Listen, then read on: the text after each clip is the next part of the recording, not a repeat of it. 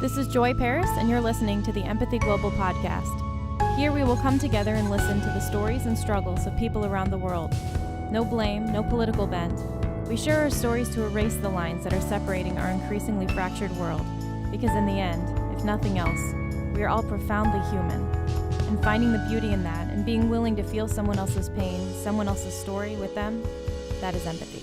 Are you looking for a way that you can support us here at Empathy Global? If so, you can visit us at patreon.com/empathyglobal. You can support us for as little as $2 a month. And while that doesn't seem like a lot, it means everything to us. Right now we're trying to cover hosting costs, domain costs, synchronization costs, and things like that, as well as trying to plan another tour up the West Coast. So anything you can give is greatly appreciated. Also, if you visit us at empathyglobal.org, we have a store where you can purchase shirts. So if you're interested in one of those, please come check us out. We want to let you know that we have a book club going on.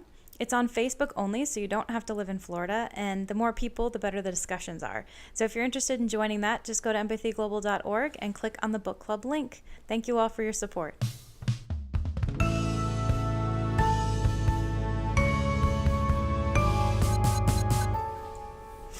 Hi everyone, thank you for tuning in. Today we're talking about the stigmas behind mental illness. So I've got three guests here. Who wants to start introducing themselves first?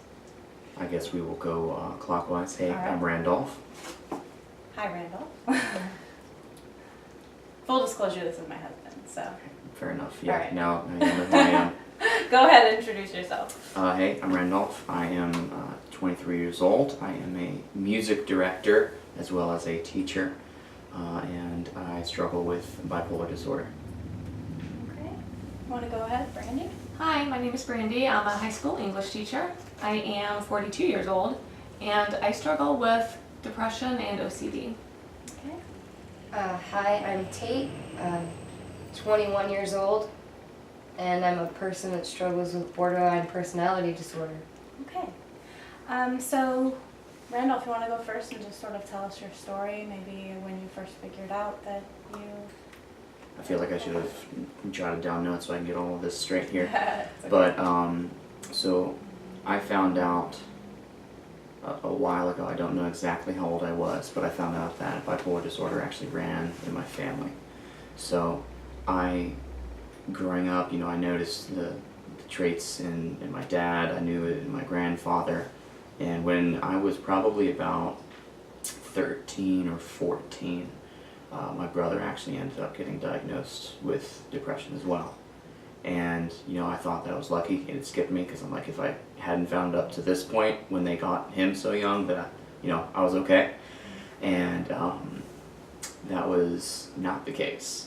I will say what I think probably happened for me was, I got it genetically, but it was a lot of circumstantial happenings acted as like a catalyst for it. So I was probably about 16 or 17, just a lot of different stresses in school and home, and I think a lack of a healthy social life and dynamics with that probably didn't help. It really began to rear its head when I'm trying to think, I was about 17 when I really noticed it was weighing on me, and when I was 21 I had attempted suicide, and thank God, obviously it didn't work. I feel like I didn't tell anyone because anyone that knew me, I feel like they wouldn't believe me, and so to kind of let you guys in on it, if you guys have heard the show Million Little Things, we watched that last night, the first show. I tried everything I could not to cry. I'm going to have to watch that show by myself and not in front of people. But the dynamic of the show is you have these group of friends, and basically the one happiest one, the one that was taking care of everyone else, who seemed to have nothing wrong with him, he's the one that killed himself. And everyone else was questioning why, Just like, that's our friend, how do we not notice, how do we not show any signs? And I don't know what direction the show is going to take, but I feel like that's kind of how I was. Like I was always the funny guy and the one that took on everyone else's burdens, and that probably didn't help me a lot because it wasn't healthy, because I didn't find a way to deal with it, especially for myself. It wasn't until after I attempted suicide, I'm like, this is a sign to me that it didn't work and I need to get help. This is the next step. So I went, got an official diagnosis. I was on medicine for a mood stabilizer as well as antidepressants. I was on that for probably about maybe a year. I ended up weaning myself off of it, and I can talk a little bit more about that later because that just, it kind of sucked away all of my personality, or so I felt. So, but that is the Cliff Notes version of my story, like the trailer of my life. So pass the baton. Pass the baton. Pass the The sharing talking stick, yeah. There it is. Okay, well, I don't really know what age I first started having OCD tendencies. It's just something that I've always remembered. My earliest memory of feeling that something was wrong was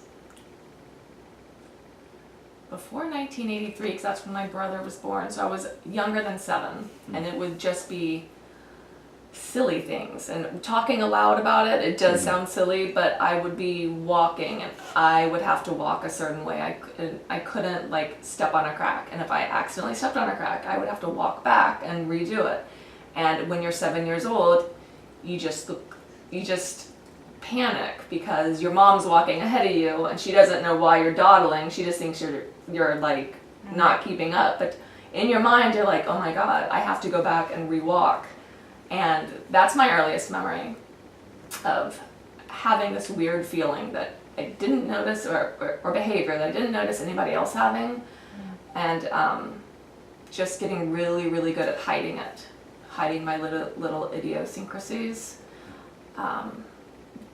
Being in like 2nd grade and the teacher calling you up to line up, for all the kids to line up, and if I couldn't get my pencil at a certain angle, I wouldn't go line up. But I knew that, I was disobeying, so I knew I had to go and line up, but there was no way I could not leave my pencil at a right angle. So I would pretend to like trip, or I would pretend to accidentally, bump into the desk. Yeah. So I would have to go back and do it. So to hide the fact that, I was crazy in my mind. And this is, being a mother now, I can't imagine the burden of that on, a little 9 or 10-year-old. But those were my earliest memories.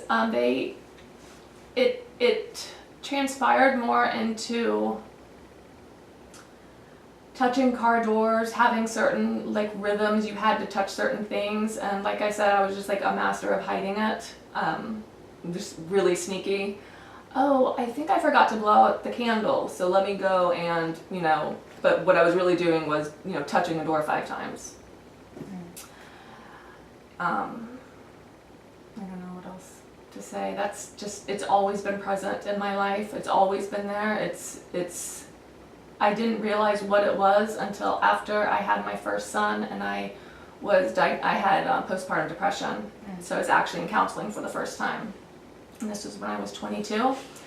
And I was able to open up and, describe these things. And then I was, I knew what it was, and I was put on Prozac for the depression. But it didn't really, the OCD never abated, like to this day. It has decreased. Having children has made it decrease, definitely, but it's still there every day of my life. How does that affect you being a teacher?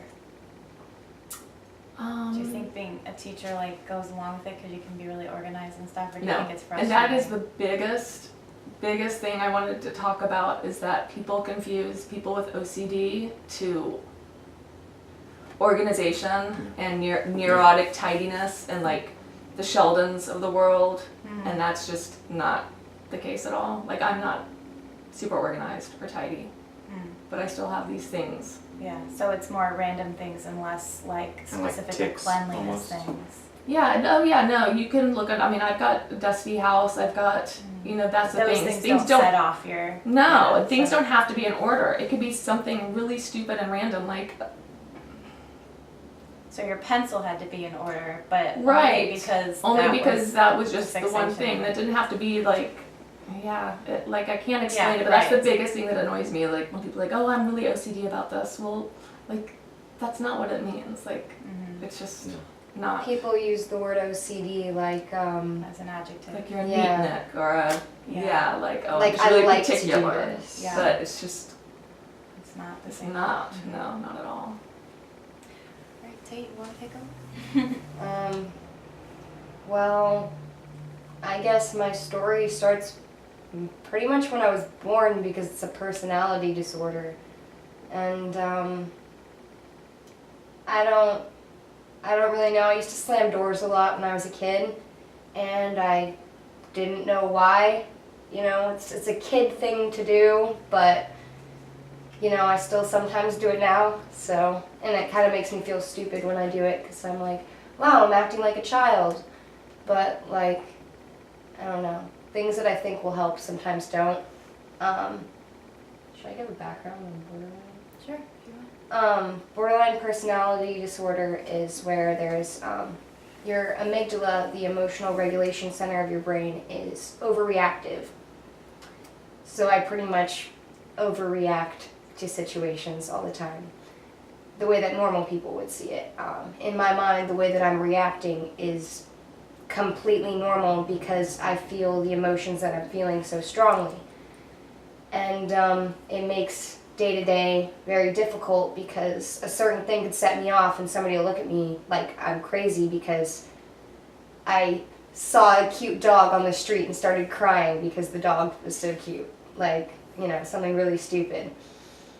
And people look at me like I'm really dumb a lot of the time, and I've lost a lot of friends because of it, because I'll overreact to a situation and then they don't want to be my friend anymore because I'm crazy.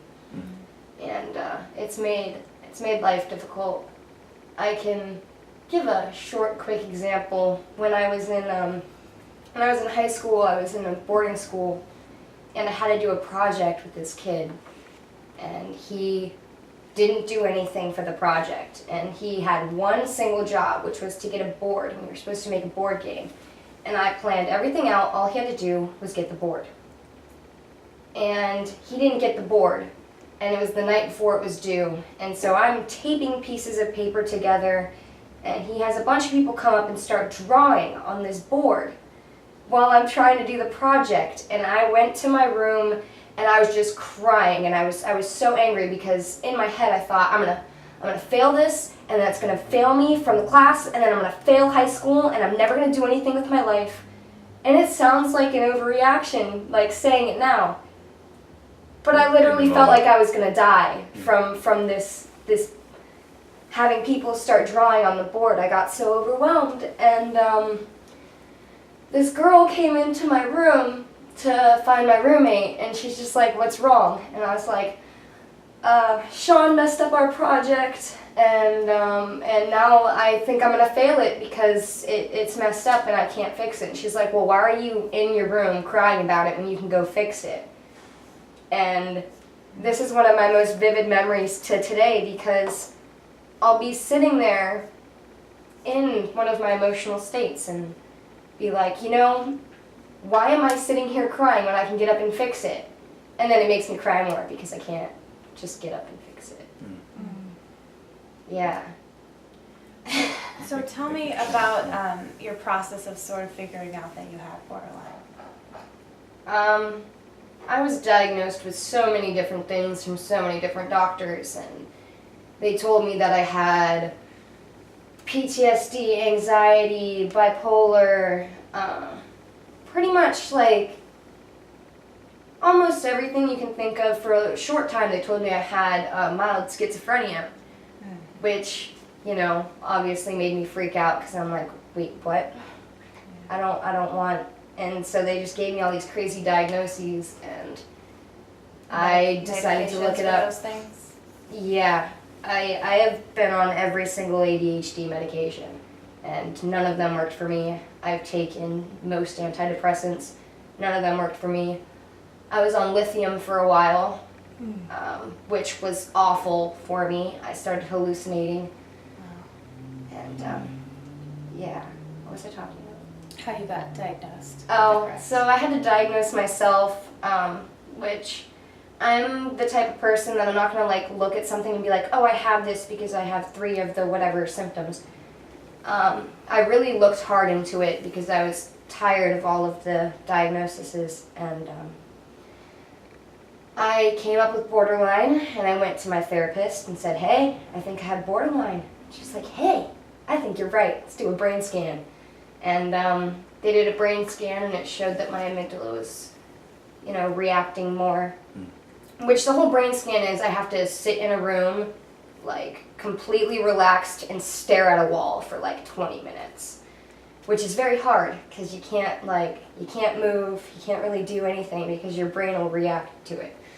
It was a very difficult process. I had to do it a couple times.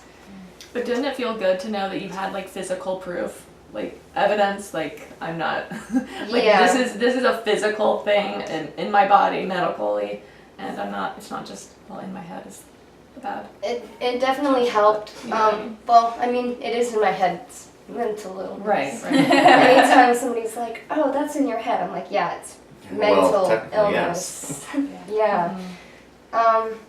Yeah, it did feel good to be able to be like, "Hey, I don't just cry at seeing dogs. Like, there's actually something that triggers in my brain to be like, hey, you're gonna cry over that dog now." So. Yeah, and it might help you to sort of regulate, like, so you know what might happen if, because you know why that's happening. It also helped with understanding why, like, the medications weren't working for me. It's because I didn't have, like, depression. I didn't have the right stuff.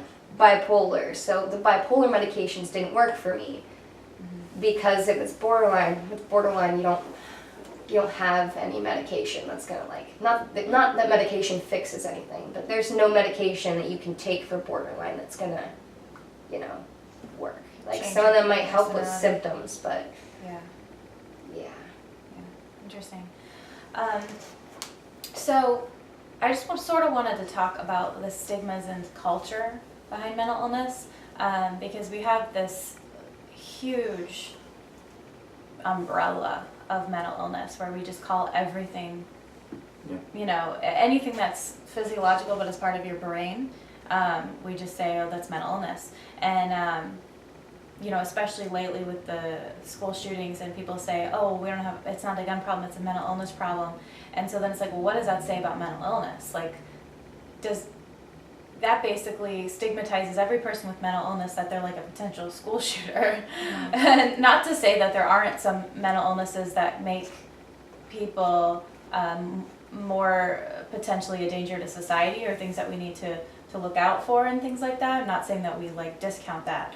But that's why I thought it was important to sit down here and say, okay, these are 3 people that are regular participating members of society, right, who struggled with a mental illness their whole life. And some, Brandy, you were saying, like, for years no one even knew that there was anything wrong, Randall, Right. for years you were able to hide it, you were even able to hide a suicide attempt, right? And so there are so many things that, you are, I hate using the word normal, right? But you seem to be a normal person. You seem to not have any mental issues, but they're really still there.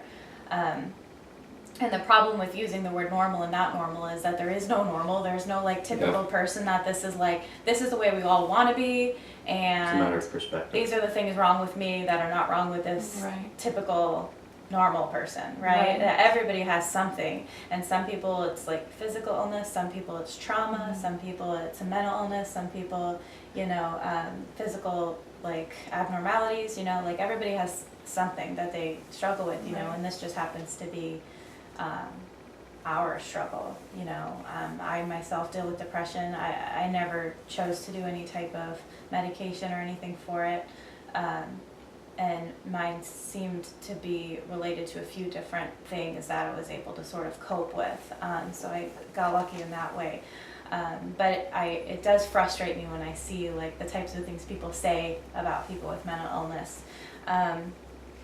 So I wanted to talk about, but anyway, just does anybody want to weigh in on that before we kind of move on? Well, what I do, I mean, it should just be treated as an illness, just Like, just even the stigma of taking an antidepressant. Like, you wouldn't bat an eye if someone had to use insulin or something, heart medication. Right. But if it's an antidepressant, you know, I would be embarrassed. I would literally be embarrassed if any of my colleagues at work knew I was taking antidepressants. And I shouldn't feel that way, because I'm sure there are a lot of people there that take medications for other physical ailments.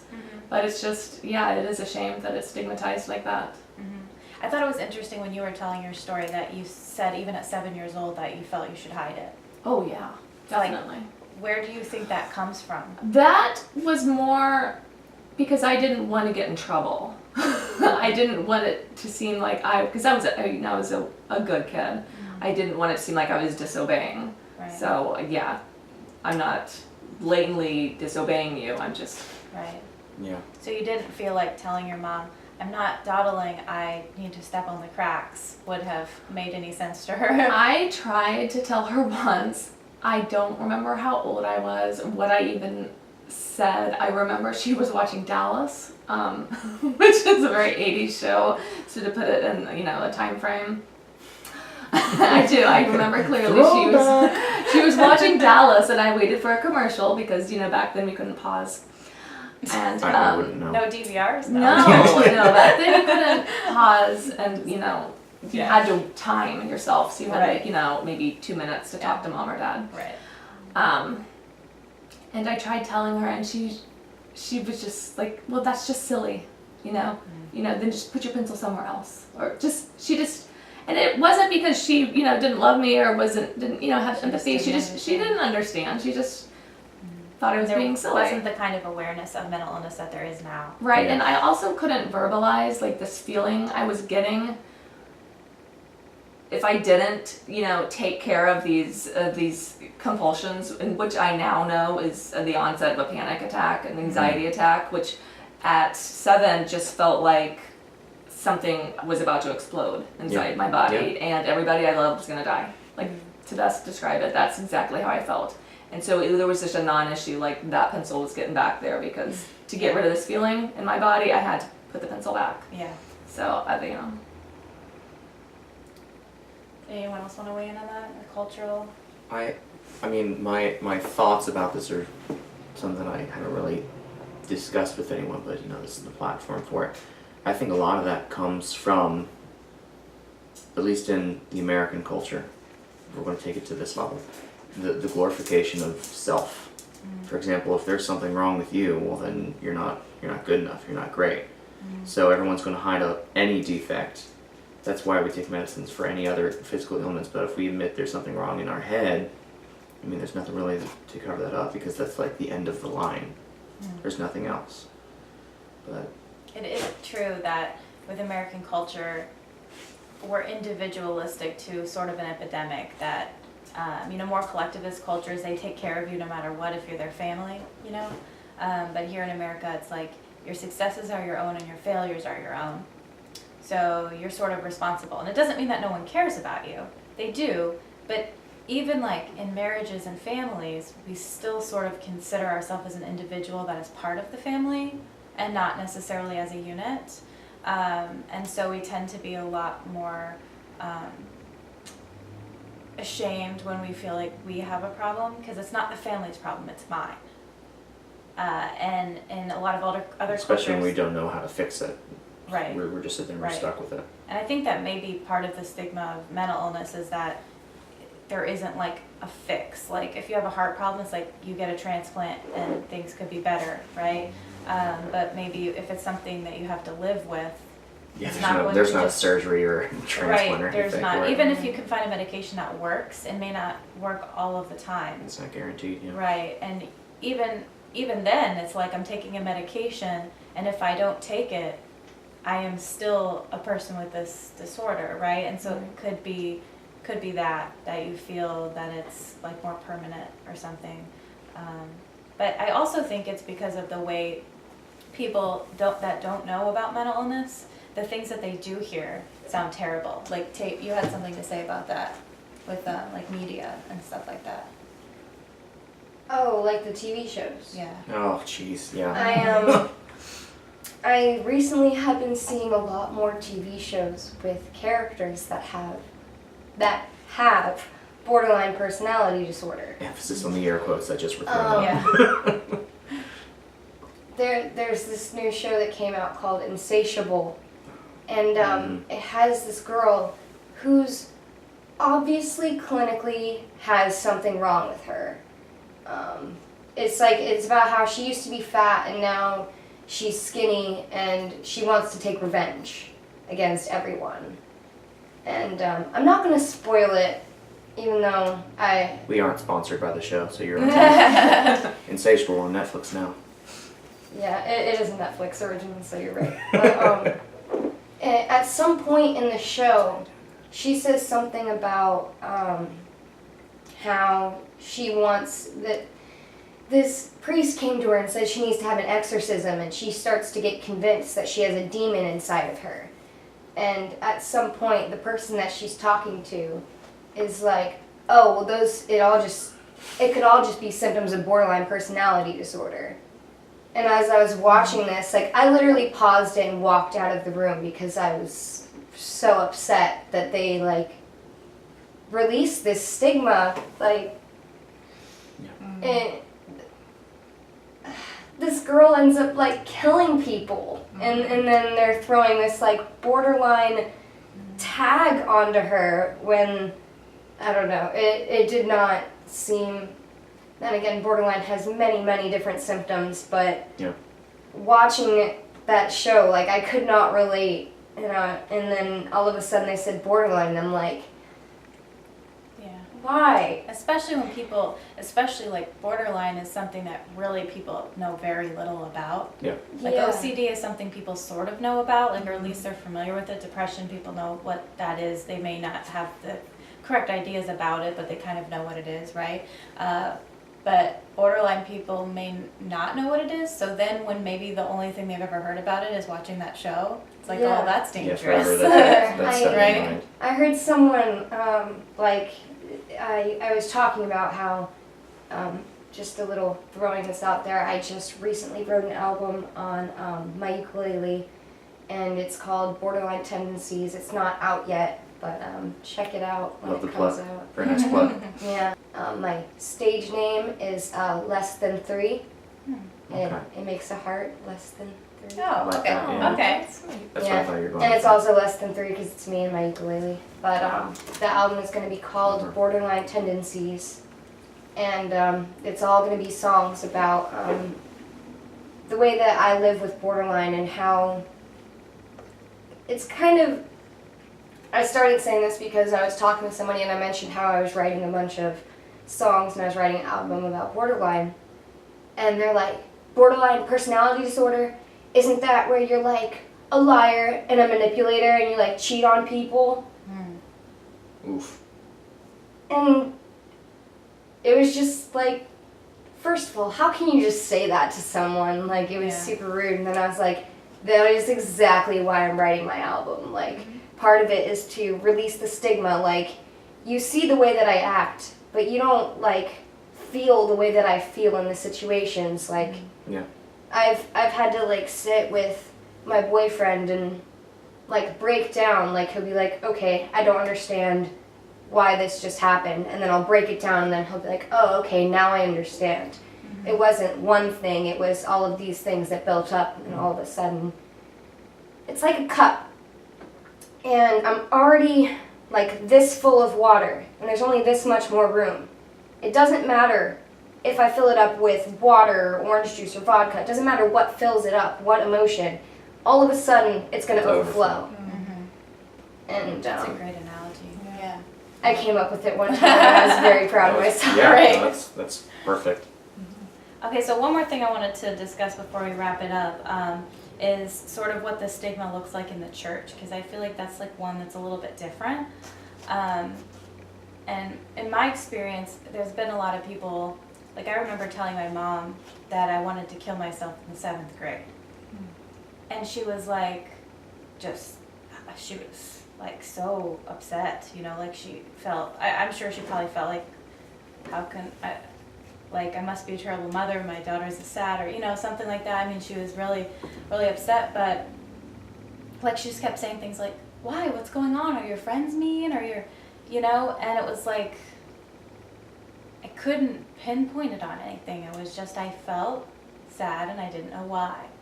And it wasn't even necessarily as much sadness as it is like just almost nothing, you know. It was just like, I just don't want to live, like, I don't know.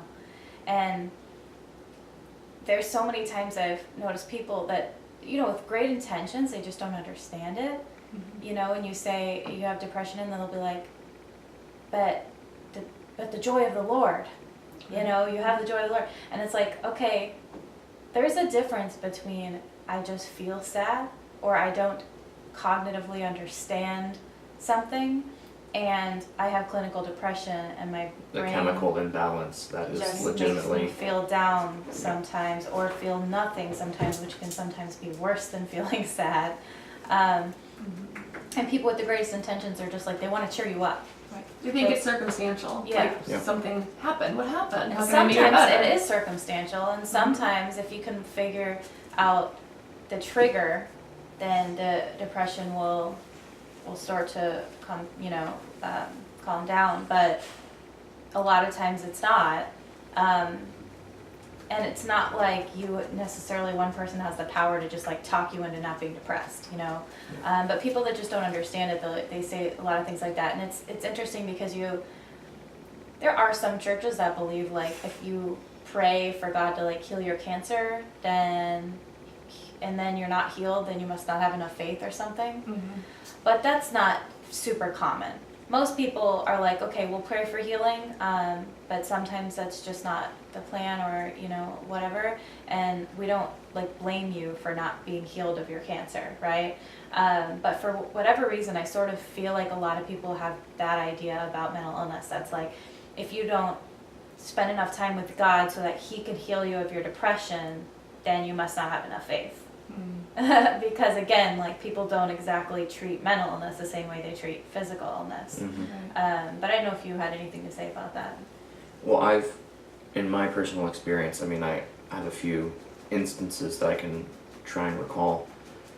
But one thing that I've noticed is that, you know, they kind of have the ignorance about it. You know, maybe they don't know about it. They do have good intentions. They're like, oh, you know, feel better. You know, I'm praying for you. And I hope that, you know, you're doing the same thing. But they hide behind that ignorance, and they don't do anything to actually learn about what's going on. That way they can actually help you, instead of just the handshake and the hug and stuff like that. And that, I mean, that kind of aspect, at least in the church, in my experience, has applied to a lot of different areas. But this is the biggest one, because this is what gets swept under the rug. Like, I don't know if you guys heard in the news, because I don't know if this is something that would be in your circle, but there was a pastor that was a pastor of a mega church who had killed himself because he was depressed and his wife had no idea. And People don't realize mental illness can be terminal. Yeah. It's like, you think cancer, oh, you're dying. It's like, if someone has serious depression, you know, I watched a video on suicide awareness last week for my master's program, and they were talking about, they said, people don't die of suicide, they die of depression. They die of the pain that they can't it does not live get anymore. better. And so I don't know that people take it seriously enough in that way. Yeah, which is why I was saying, you know, a lot of it is ignorance. But in my circumstance, like when I had attempted suicide, I was living with friends at that time. They didn't notice anything, and you know, part of the thing was, you know, they didn't reach out or anything like that. And what had happened was, you know, I attempted suicide. A lot of events had happened in my life. I ended up moving back with my parents, and you know, I had realized what were my triggers and what were things in my past that were keeping me depressed and keeping me in this box that just kept me suffocating, essentially. And you know, when you and I got engaged, a lot of the adults that were like my mentors and stuff like that were great. They came to the engagement party, and the following Sunday we went, because I wanted to thank everyone. We went back to the church, and I saw who I would have considered my friends maybe 2 or 3 years prior. None of them walk up to me. None of them say hey. I think only one of them even looked me in the eye. And I don't know if they knew about my suicide attempt, because I certainly didn't tell them. and I didn't tell anyone that would have told them. However, there was one person that came up to me who, I'm not going to say his name, but essentially he, after years of not having contact, his first thing to me was he was trying to, I guess, resolve a qualm that he had with me, something that he was dealing with himself, that he was angry about, and It was something sort of minor. it was very minor. And I told him that, I mean, you're upset, dude. We haven't talked in 3 years, and I'm like, I bet you that you don't even know that I tried to kill myself, because nobody in this room and I was in the sanctuary, so this room was a very big encompassing term. Yeah, no one I'm like, followed up. Nobody said, nobody tried to talk to me. No one included me in anything. And isolation is the killer for any mental illness, no matter what it is. So, and when I said that, there was a slight pause and deer in the headlight look on his face, but then he continued on with what he was saying, because he didn't know how to respond, or Yeah, maybe so he was in just denial absorb about it. Yeah, and that's when that showed me that, he was in leadership. I don't know if he still is. I'm sure he is. But he didn't know how to handle that. He didn't know how to address it. He didn't say anything. He didn't even say, "Man, I'm sorry to hear that," or anything. Yeah. And it broke my heart, because that was the day that I realized, all right, I gotta cut ties. Yeah. This is it. And that's sort of why I'm doing this podcast, is to just sort of, I think if people sit down and they listen to this, maybe they will understand better, like, somebody that has an OCD tendency, right? And not think about what they maybe had originally thought it was, right? Or now, if they see someone mention borderline in a television show, they're like, okay, that's not always what it looks like, And so I'm hoping that if people can hear it from just people's life experience, then they can realize that these stereotypes about mental illness are not necessarily true or common, So anyway, to wrap it up, I usually do this card game. It's like questions about empathy, and so everybody just pick one. There's a few that are instruction cards mixed in there, so if you get an instruction card, you can come back. We're just doing It one? should just have a question. Yeah, just one. That's no fun. Oh, this one's I don't like this one. I don't like this one. You can trade it. Are you sure? I'm Yeah. giving up a few. These are all like instructions here. Ooh, okay. I guess we can work with that one. Who wants to go first? Okay, I guess we'll continue the counterclockwise Okay. method here. All right. It says, when negative emotions arise, how do you deal with them? All right, so That's to a great question for this. Yeah, this that's episode. All right. why I'm like, oh, yep, this is it. Okay, so I'm a storyteller, so forgive me, I have a couple stories to tell to go along with this. So, as I said before, I'm the music director. On the side, I do a couple other things. I'm a creative director for my company, and I also substitute for Volusia County Schools. And in the classes, they're kids. I'm substituting for seniors. They're also ignorant. And, we were all there at some point, and, I hear there's this just one loud girl in one of the classes, and she's sitting there, man, you're so bipolar, like one day you're happy, the next day you're not. And I can't say anything to her necessarily, because, I'm supposed to be the teacher. And the fact that people think that bipolar is just simply being moody, to where one day, like, you're happy, the next day you're sad, it's not. For those who don't know, you go through stages of manic, which is extreme highs. That manifests maybe by spending a lot of money, maybe eating a lot of food, just doing a lot of stupid stuff because your adrenaline is just spiked and you feel good, you're on a high. And that will last for a while. For people, it lasts weeks to months. And then comes the depression part, which is why it's bipolar, because you have the two ends, to where you're then depressed for weeks to months, to where it manifests different for everyone, obviously. But for me, just there was no point in doing everything. Everything lost its color. There was no point in me doing music. Just a lot of dreary, which, everyone gets that effect from watching sad music videos. But with me not being on medication, I do still experience these from time to time. But one thing that I've learned to do is I know my triggers, my personal triggers, and I do my best to avoid them. And if I'm unable to avoid them, then I immediately try and find essentially my happy space. I'm an introvert, so for me, being in a group of, like, this is fine, like, this is great, this is essentially one-on-one to me, but anything like over like 5 or 6 people, like, that's draining to me, and that's stressful. So for me, being alone, just writing out my thoughts, you know, not with the intention of turning it to music, even though sometimes that happens obviously, but, you know, lightening my heart through the ink that's on my paper.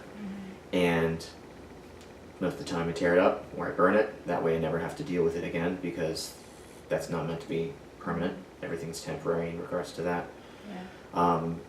So I'll do that, or I'll try and be around those who I know are encouraging me on an emotional level, whether they say something or not. Because there are those that drain you, and there are those that supply love and affection to you, whether just sitting in the room.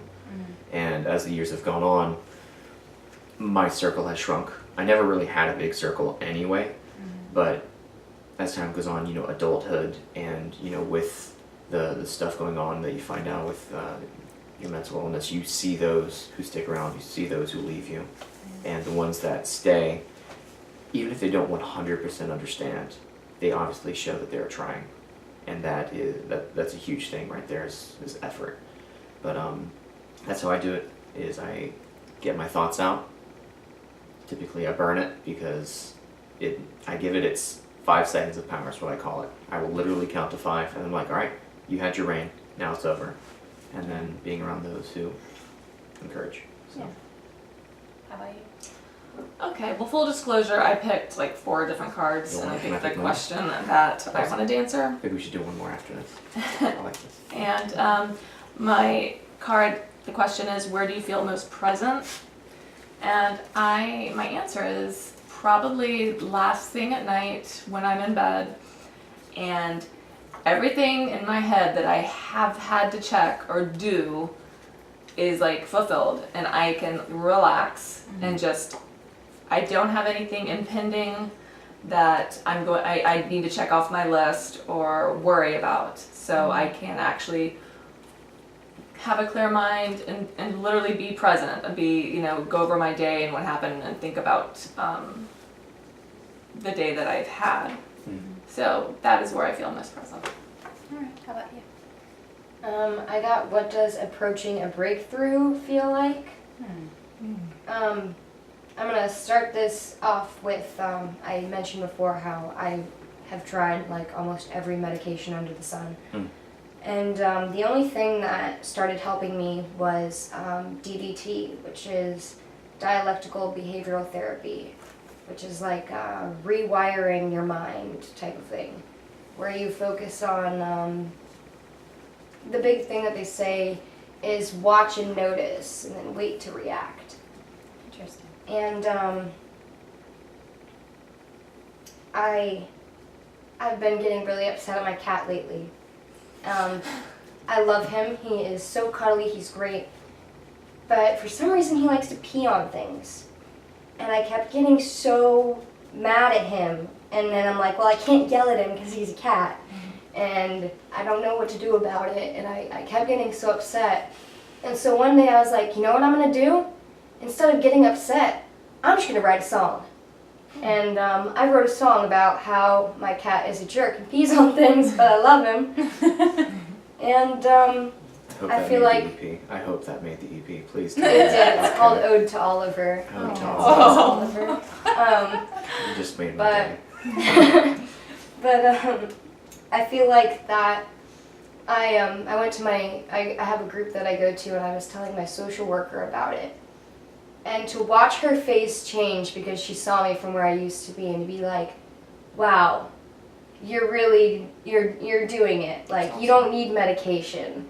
You're really getting it. And it felt I'm sorry. It felt really good. It was, yeah, I don't know. I can't describe feelings because I have so many. So yeah. Nice. I'm not gonna cry, I promise. It's okay. Feel free to. All right, so our last one is, how has your past shaped who you are? Oof. Yeah, I feel like people have told me for a long time, like, you live in the past, you're like, but just my personality type, like, I like to understand things. Like Tate and I were talking about music before we started this, and I was like, yes, like I teach music from like this logical standpoint. You know, like my day job is teaching math. I like to understand things, and in fact, you know, my master's program, I've been getting sort of frustrated by like so many things are gray with like therapy, because like, oh well, it just depends on the way you see it. Like there's so many different opinions and like theories, and I'm like, if I can't wrap my brain around it, I get really frustrated. So I feel like that's how I've kind of treated my past, is like, how can I understand it and then use that to make me better now? And so it becomes very hard for me to deal with things that I can't explain. Like sometimes things just happen, you know? But I do try to find a way to like take that and then make something out of it. So then it's like, it's not like it didn't matter, you know? And so that's sort of like how I ended up with this podcast, is like, I want to make a difference. I was in 2 really bad car accidents, and I actually have a tattoo that says Carpe Diem. And it's a miracle that I'm alive. Like, my car flipped 3 times, landed upside down, no airbags deployed, no glass broke. My sister and I both crawled out of the car without a scratch on our bodies. And this was the 2nd accident. And I don't know why I'm alive. And I asked myself for many weeks, I was just like, why? Like, why am I here? I sang at a funeral for a girl, actually at the church that we go to now, as like a guest. Someone asked for someone who could sing the song or whatever, and they're like, I'll pay you, and da-da-da. And I was like, I don't want the money. It's like this 30-year-old girl died in a car accident, and I was like, I'll be there. And I sang the song her mother requested, and I was just like watching this whole funeral. I was like, why did she die and I don't? And you know, survivor's guilt is learning in my therapy program. So I'm like, yep, that sounds right. But for me, that just like fueled this fire of like, I'm living on borrowed time. This is a day I wouldn't have had. This is an hour I wouldn't have had. And like, I don't want to waste it, because I don't know when my number gets called, you know? Yeah. And I know it could have been years ago, you know? And so I try to make sure that every minute's like something I'm going to be proud of. And then like when that time comes, I'll know that I didn't waste it, you know? So that's like one of the biggest things that sort of changed my life as far as the past, and like changing my future. Yeah. Anyway, thank you all so much for coming. I feel like this was really one of the best episodes so far, and I knew there was like a lot of things that we could talk about here. So I really appreciate everybody, and for all the listeners, thank you for tuning in, either on YouTube or on iTunes. And if you're listening to this, you know, on YouTube, if you don't mind trying to find some of our other outlets and subscribing. If you subscribe to iTunes, it'll let you know, and you can listen to it in the car. And then we're also on SoundCloud and basically anywhere else you can find podcasts. If you Like have an us on Android, Facebook and Instagram. Facebook and Instagram. If you have an Android, we're on the Google Play Music Store. So anywhere where you find your podcasts, we should be there. And if you have any questions for me, you can email me at joy@empathyglobal.org.